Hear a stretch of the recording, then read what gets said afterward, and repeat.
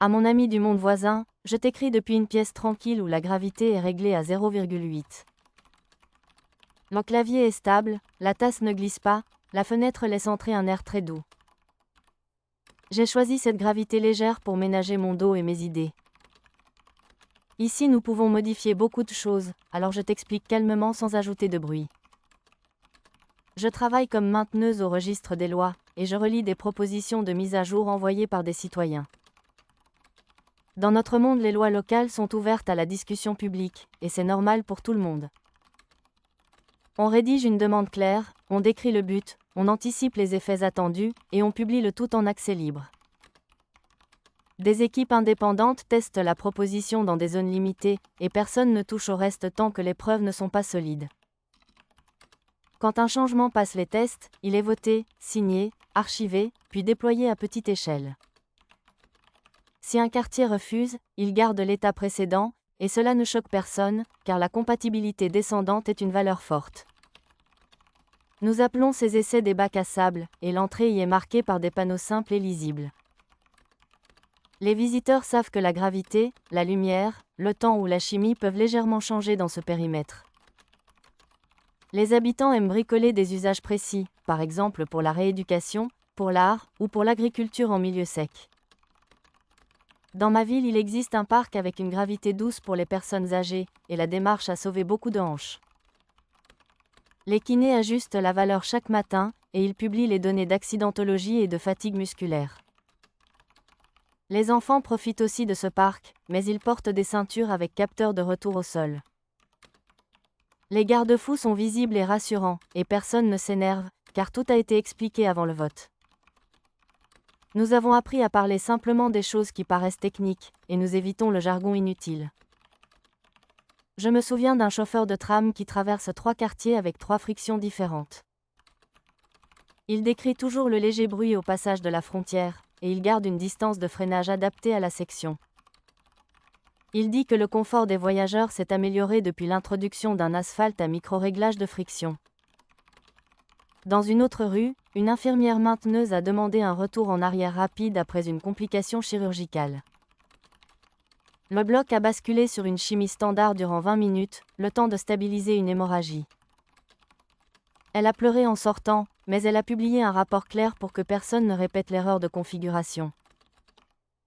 Les rapports d'incidents sont publics, et nous respectons beaucoup cette transparence. La plupart des gens comprennent que le risque zéro n'existe pas, alors nous préférons les filets, les journaux et les retours rapides. Dans les écoles, les enfants apprennent à lire une loi comme on lit une recette. Ils vérifient les ingrédients, le domaine d'application, les interactions connues et les contre-indications. Ils exercent leur jugement, et ils posent de très bonnes questions, souvent meilleures que celles des adultes. Une fillette a écrit un jour que sa mère tombait à la frontière entre 2 parcs, et tout le monde s'est mobilisé. Nous avons corrigé le dénivelé, nous avons ajusté la transition de gravité, et nous avons ajouté des balises lumineuses.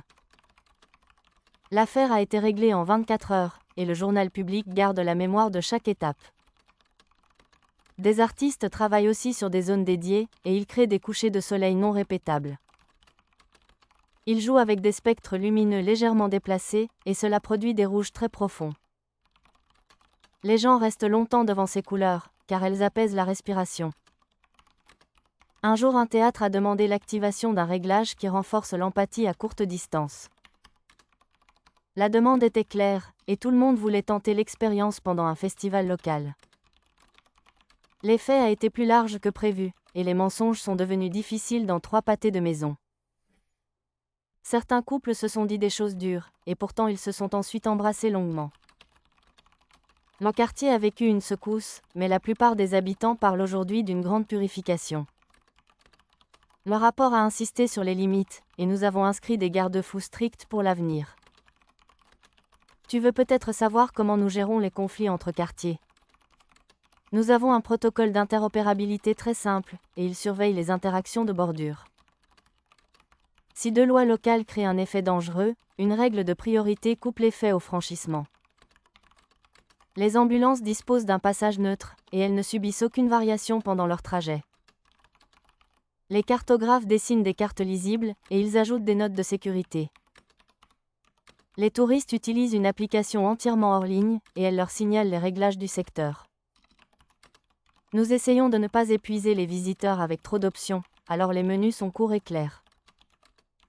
Certaines zones fonctionnent comme des laboratoires citoyens, et les habitants y testent des idées utiles. Il y a eu un bac à sable pour le bruit nocturne, et il a permis de réduire les insomnies dans 2 rues très denses. Les murs diffusaient un contre-bruit doux, et les bus adoptaient des démarrages progressifs. Les chiffres de santé publique se sont améliorés, et la mesure est passée en production avec une clause de réexamen annuelle. Je te parle maintenant d'un incident précis, car il a marqué nos échanges pendant des semaines.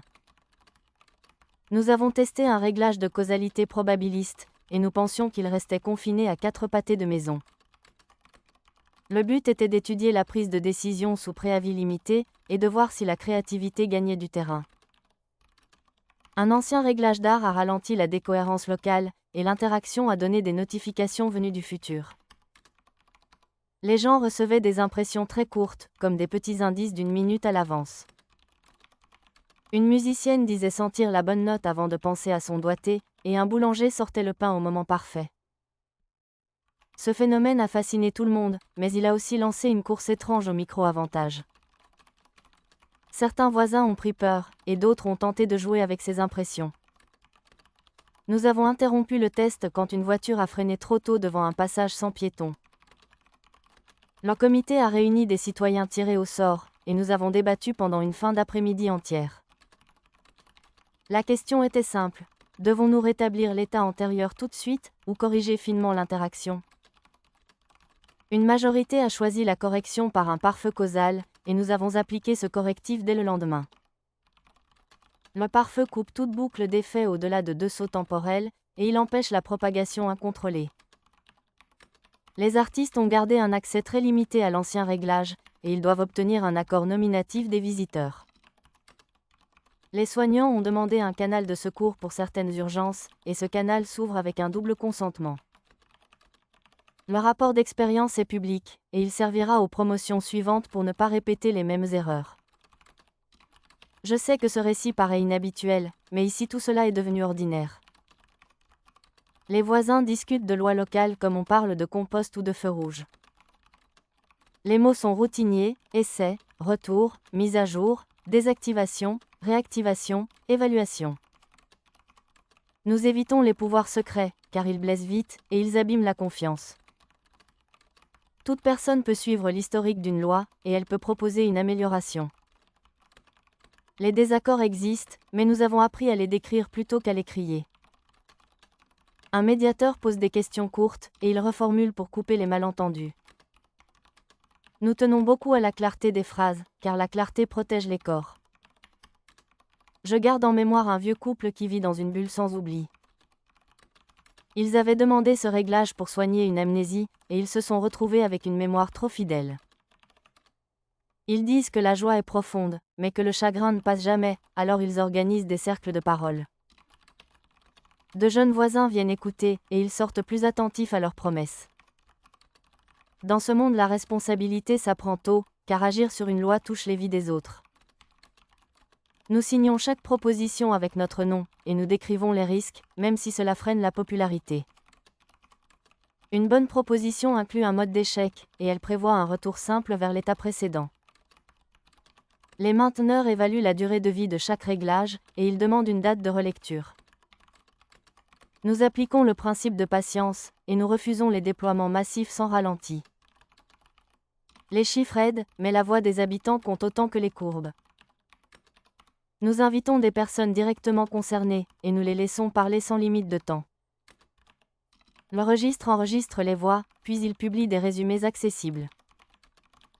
Les résumés évitent les termes qui excluent, et ils expliquent les acronymes. Je sais que tu vas me demander si l'outil crée des inégalités d'accès, et tu as raison d'y penser.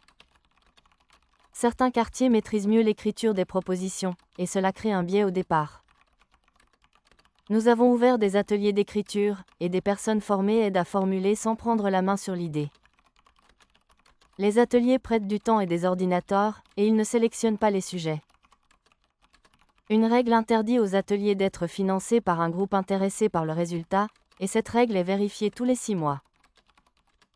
Nous avons aussi fixé un temps de revue identique pour chaque proposition, quel que soit son auteur. Les grands laboratoires doivent attendre comme les autres, et cela apaise les soupçons. Il existe une commission de la simplicité, et elle a le droit de refuser un texte trop obscur. Je participe parfois à cette commission, et j'apprends chaque semaine à écrire plus clair. Je ne dis pas que tout est parfait, et je ne dis pas que notre monde est supérieur au tien. Nous avons aussi des querelles, des égoïsmes, des fatigues, et des erreurs de jugement. Nous avons juste décidé que la réalité mérite le même soin que l'eau potable ou l'électricité. Quand une chose est vitale, on la surveille, on la répare, et on l'améliore avec prudence. Tu me demandes peut-être ce que je ressens quand j'active une mise à jour, et je te réponds sans détour. Je ressens une petite peur, puis un calme concentré, puis une fierté sobre quand tout se passe bien. Je ressens de la honte quand je passe à côté d'un détail, et je présente des excuses publiques si un voisin est blessé. Je dors peu la veille d'un déploiement, et je dors mieux après le rapport d'après-coup. Les gens de mon équipe sont attentifs, et ils se parlent avec respect même dans l'urgence. Nous faisons tourner les responsabilités lourdes, et personne ne garde trop longtemps la clé principale. Les permissions expirent automatiquement, et il faut les renouveler avec justification. Cette règle protège contre l'habitude qui endort, et elle empêche les abus silencieux. Nous avons instauré des audits par des personnes extérieures, et ces audits sont publics. Les auditeurs posent des questions simples, et ces questions valent de l'or. Pourquoi ici? Pourquoi maintenant? Qui gagne? Qui perd? Quel est le plan de retour? À chaque fois je découvre un angle oublié, et je remercie l'auditeur pour sa fermeté. Tu remarques peut-être que tout ce que je dis tient dans des gestes assez ordinaires. Écouter, écrire, tester, publier, réparer, et recommencer, voilà tout le cycle. Ce cycle a rendu nos voisins plus patients, et il a rendu nos disputes plus sobres. Nous avons appris à nous fâcher sans insulter, et nous avons appris à réviser nos phrases. Ce monde reste humain, et il trébuche, mais il se relève mieux quand les chemins sont tracés. Il m'arrive de visiter ton monde par de petites fenêtres, et j'y vois des qualités qui me touchent. J'y vois des personnes qui tiennent leurs proches malgré l'adversité, et j'y vois des rires partagés sans réglage spécial. J'y vois des mains qui se tendent, et j'y vois des repas qui rassemblent sans protocole. J'y vois aussi des choses dures, et je sais que tu les connais mieux que moi. Je n'écris pas pour te donner des leçons, et je n'écris pas pour vendre un modèle. J'écris pour partager un outil, et pour t'inviter à imaginer un petit essai à ta façon. Tu peux commencer par une règle sociale simple, et tu peux la garder un mois pour voir. Par exemple, tu peux choisir une rue et décider que la prudence a priorité la nuit. Tu peux réunir les voisins, écouter les chauffeurs, écouter les jeunes, et publier un court texte. Tu peux ajuster la règle au bout de 2 semaines, et tu peux noter ce que cela change. Tu peux ensuite décider de la garder, ou de l'arrêter avec bienveillance, et ce sera déjà une victoire. Je crois que la réalité gagne quand elle devient un bien commun, et je crois que la confiance grandit avec la clarté. Je crois que la douceur d'une gravité réglée pour un dos fragile vaut une page d'arguments, et je crois que les données sont plus fortes avec des voix. Je crois que les secrets font mal, et je crois que les journaux publics soignent les peurs. Je crois que les enfants posent les meilleures questions, et je crois qu'ils doivent voir les adultes dire je ne sais pas. Je crois que l'art aide à comprendre, et je crois que la science aide à ne pas se perdre. Je crois que nos deux mondes peuvent se parler par ces messages, et je crois que ta réponse me donnera du courage. Je reviens un instant au pare-feu causal, car tu veux sûrement savoir s'il tient encore. Les indicateurs montrent une stabilité, et les pilotes sont propres sur tout le périmètre. Les artistes ont documenté leurs essais, et les soignants ont mis à jour leur protocole d'alerte. La ville a ajouté une alerte simple pour éviter toute combinaison non testée, et cela rassure les passants. Nous avons réduit la tentation de courir après les micro-avantages, et nous avons remis l'accent sur l'apprentissage. Les commerces populaires n'en souffrent pas, et les horaires ont repris un rythme normal. Je garde pourtant une vigilance forte, et mon équipe aussi, car la routine endort la prudence. Ici personne ne peut activer seul un réglage sensible, et cette règle n'a pas d'exception. Si un chef te dit le contraire, tu sais qu'il ment, car les journaux prouveront le mensonge en une seconde. Cette fermeté protège les plus faibles, et elle protège aussi les enthousiastes trop rapides. Je souris en pensant à la façon dont nous signons nos fins de messages sur nos claviers. La formule change selon l'humeur, mais la tendresse reste, et je te l'envoie avec gratitude. Je me demande si tu as envie de visiter mon quartier, et je te préparerai une marche sûre et calme. Nous passerons par le parc à gravité douce, et je t'offrirai une boisson qui ne se renverse jamais. Nous écouterons un concert de fin d'après-midi, et les couleurs du ciel te donneront une sensation nette et simple. Nous parlerons sans forcer, et nous rentrerons par la rue où l'empathie a été testée puis réglée à une intensité plus modeste. Tu verras des voisins qui discutent devant des tableaux d'affichage, et tu entendras des voix calmes. Les enfants écrivent des idées sur du papier, et quelqu'un passe chaque semaine pour répondre. Le soir, les lampes changent doucement d'intensité, et la lumière respecte les heures de repos. Cette ville n'est pas magique, et elle a ses limites, mais elle sait nommer ce qu'elle fait et pourquoi elle le fait. Elle sait dire non à des propositions séduisantes, et elle sait dire oui à des gestes humbles qui protègent. Elle sait abandonner des idées qui fatiguent, et elle sait garder des essais qui aident. Elle sait faire place aux personnes qui parlent peu, et elle sait remercier celles qui ont appris à simplifier. Elle sait corriger un panneau trop technique, et elle sait reformuler pour que chacun comprenne. Je voudrais finir la partie principale de cette lettre avec un vœu simple. Je souhaite que tu te sentes capable d'écrire une règle douce pour ta rue, et que tu trouves des alliés pour l'essayer. Je souhaite que tu te sentes respecté par ceux qui t'entourent, et que tu aies accès aux données qui te concernent. Je souhaite que tu puisses dire je me suis trompé sans crainte, et que les autres sachent te remercier pour ta franchise. Je souhaite que tes nuits soient plus calmes, et que tes journées gardent la place pour des gestes lents et utiles. Je termine cette lettre avec une formule qui me ressemble, et j'espère qu'elle te fera du bien. Je te dis au revoir avec douceur, ton ami qui vit dans le monde voisin. Merci d'avoir écouté ma lettre jusqu'au bout, cela me touche vraiment. Si tu as aimé ce moment, mets un pouce en l'air, abonne-toi, et écris un commentaire. Tu peux soutenir la chaîne avec le code en bas à droite ou avec le lien dans la description. Dans la description tu trouveras aussi d'autres œuvres d'une série très différente, et elles valent la visite. Je t'embrasse avec respect, et je t'invite à regarder le prochain épisode dès sa sortie.